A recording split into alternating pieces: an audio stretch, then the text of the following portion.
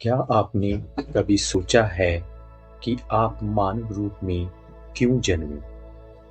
अरबों जीवों के बीच आपकी आत्मा को ये दुर्लभ मानव शरीर क्यों मिला? आध्यात्मिक गुरुओं के अनुसार हर जीव, चाहे कीट हो, पौधा हो या पशु, वे वास्तव में एक आत्मा है जो सूक्ष्म ऊर्जा के आवरणों और एक भौतिक शरीर में बंधी हुई है। जब हम इस विशाल पृथ्वी के असंख्य जीवन रूपों को देखते हैं तो एक सत्य सामने आता है। मानव जन्म बेहद दुर्लभ है। अधिकतर आत्माएं अनगिनत जन्म कीटों, पेड़ों या मछलियों के रूप में बिताती है। हम भी इन रूपों में जी चुके हैं, लेकिन आज हम मनुष्य हैं।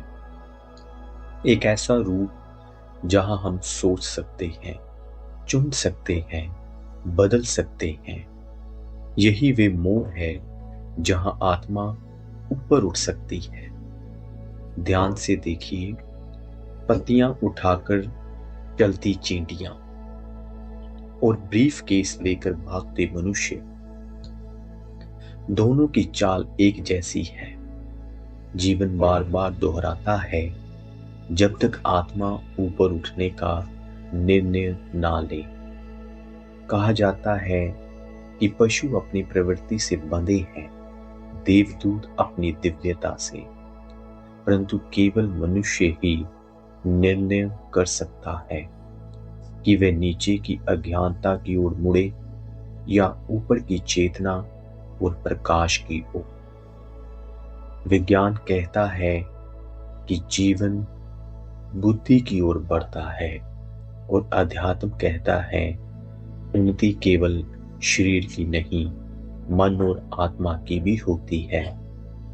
हर जन्म हमें ऊपर भी ले जा सकता है और नीचे भी, हमारी इच्छाओं और कर्मों के अनुसार। इसलिए संत कहते हैं, सावधान रहो, डरो नहीं, बस जागरूक रहो, क्योंकि आप जो कर्म बीज आज बो रहे हैं वे आपके भविष्य बनकर सामने आएंगे। संभव है एक जन्म में आप फूलों के मैदान में सोएं और अगले जन्म में कांटों के बीच जागें। यही है कर्म का रहस्य जो हमें हमेशा ऊपर की ओर चलने की प्रेरणा देता है।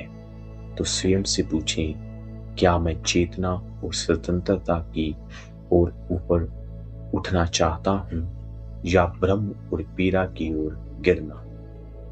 निर्णय आपका है। हर क्षण आप अपना भाग्य लिख रहे हैं।